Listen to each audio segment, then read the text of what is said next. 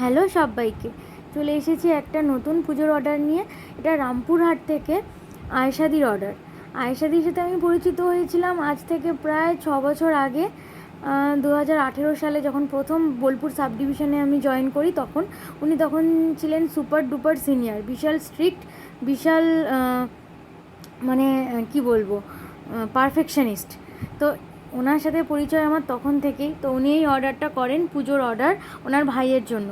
তো উনি বলে দিয়েছেন আমার ভাই হচ্ছেন টিচার, তো ওই জন্য একদম সিম্পল কলকা করতে হবে, কোনো ঘিজিবিজি করা যাবে না, মানে বুটি কলকাটাও দেওয়া যাবে না। আমি দিদিকে বললাম, দিদি সামনেটা তো পুরো ফাঁকা লাগছে, তুমি হালকা কলকা বলেছো, তো আমি করেছি, আপনারাও দেখুন সামনেটা কেমন ফাঁকা ফাঁকা লাগছে না।